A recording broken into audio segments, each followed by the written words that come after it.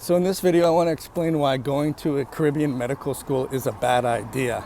So if you are someone who has always wanted to be a medical doctor, and perhaps you are doing a second career, or you're extending your education in the healthcare field, and maybe you applied to the US schools and you either didn't get in, or you're just wanting to go back to school now and it would be more difficult to go the American route, if you will. Going to the Caribbean medical school is a bad idea if you have anything less than 101% perseverance, dedication, determination, and a reason why you want to do it. And the reason I say that is because it's not going to be easier, it's going to be harder.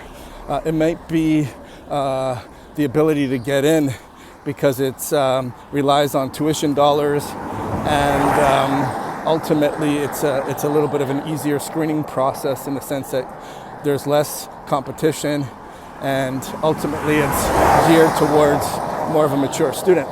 But you're not going to enjoy the island in the sense that you get to go out and be in the sun and be on the beach all the time. In fact, you hardly get to do that because you're going to be studying all the time.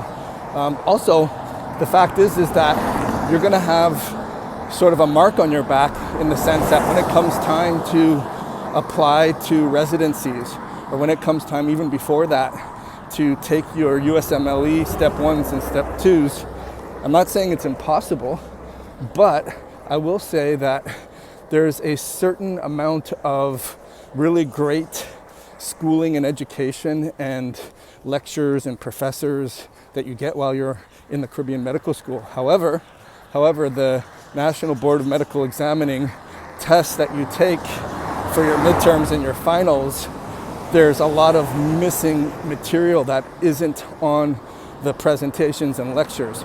And that's not because they're remiss and they haven't included it.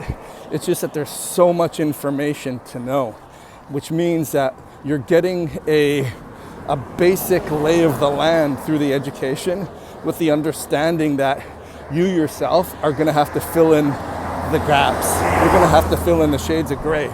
And if you don't have the aptitude, if you don't have the desire, if you don't have the burning ambition to help people and be able to fulfill your dream and be able to have a return that's equivalent to the investment financially, energy-wise, that you put in, then you're not going to make it through.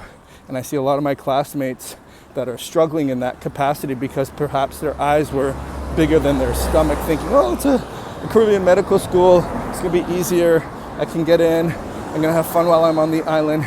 It's not going to work. What's going to happen is it's like evolution. It's going to chew you up and spit you out. If you're not the survival of the fittest, you will get exposed. That's why it may not be a good idea.